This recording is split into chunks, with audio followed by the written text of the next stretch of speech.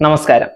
ലോക്സഭാ തെരഞ്ഞെടുപ്പ് കാലത്ത് പ്രധാനമന്ത്രി നരേന്ദ്രമോദിയുടെ തന്നെ ദൈവം നേരിട്ട് അയച്ചതാണെന്നുള്ള പ്രസംഗത്തെ പരോക്ഷമായി വിമർശിച്ച് RSS അധ്യക്ഷൻ മോഹൻ ഭാഗവത്. ദൈവമായി സ്വയം പ്രഖ്യാപിക്കരുതെന്നും ദൈവമാകണോ വേണ്ടയോ എന്ന് തീരുമാനിക്കുക ജനങ്ങളാണെന്നും മോഹൻ ഭാഗവത് പറയുന്നു. ശാന്തരായിരിക്കുന്നതിന് പകരം മിന്നൽ പോലെ തിളങ്ങണം എന്നാണ് ചിലരുടെ വിചാരം.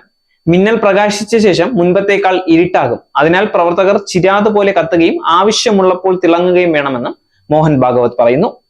പൂനെയിലെ ഒരു ചടങ്ങിൽ പങ്കെടുക്കുമ്പോഴായിരുന്നു മോഹൻ ഭാഗവത് പ്രധാനമന്ത്രിക്ക് പരോക്ഷമായി മറുപടി നൽകിയത്. പൂനെയിൽ നടന്ന ശങ്കർ ദിനകർ ഖാനെ അനുസ്മരണ വേദിയിലായിരുന്നു മോഹൻ ഭാഗവതിന്റെ ഈ പരാമർശം. ശങ്കർ ദിനകർ ഖാനെ പ്രവർത്തന മേഖല മണിപ്പൂരിലായിരുന്നു. അക്കാലത്ത് പുറമേ നിന്നുള്ള പാർട്ടി പ്രവർത്തകർ വന്നപ്പോൾ ആക്രമണം തുടർന്നതായി, എന്നാൽ പ്രവർത്തകർ ശാന്തരായി സംസ്ഥാനത്ത് പ്രവർത്തിച്ചിരുന്നതായി മോഹൻ ഭാഗവത് ഓർമ്മിപ്പിച്ചു. മണിപ്പൂരിൽ നിലനിൽക്കുന്ന സാഹചര്യം ദുഷ്കരമാണ്. സുരക്ഷയ്ക്ക് യാതൊരു ഉറപ്പുമില്ല. പ്രദേശവാസികൾക്ക് അവരുടെ സുരക്ഷയെക്കുറിച്ച് സംശയമുണ്ട്. ബിസിനസിനോ സാമൂഹിക പ്രവർത്തനത്തിനോ അവിടെ പോയവർക്ക് സ്ഥിതി കൂടുതൽ വെല്ലുവിളിയാണ് എന്നാണ് അദ്ദേഹം പറയുന്നത്.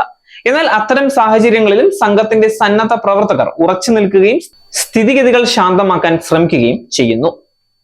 ആക്രമണങ്ങൾക്കിടയിലും സംഘ വോളണ്ടിയർമാർ സംസ്ഥാനം വിട്ട് പലായനം ചെയ്തിട്ടില്ലെന്നും ജീവിതം സാധാരണ നിലയിലാക്കാൻ ഇരു കൂട്ടരും തമ്മിലുള്ള ദേഷ്യം കുറയ്ക്കാനും പ്രവർത്തിക്കുന്നുണ്ടെന്നും ഭാഗവത് പറഞ്ഞു.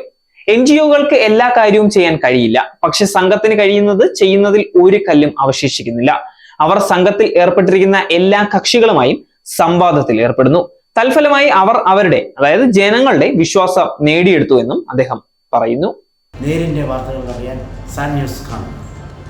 നേരിന്റെ വാർത്തകൾ നിങ്ങളുടെ വിരൽത്തുമ്പിലെത്താനായി സാഗ് ന്യൂസ് ചാനൽ സബ്സ്ക്രൈബ് ചെയ്തും ഷെയർ ചെയ്തും ഒരു ശരിയായ മാധ്യമ നിലപാടിനൊപ്പം നിൽക്കാൻ ഞങ്ങൾ നിങ്ങളെ ക്ഷണിക്കുന്നു.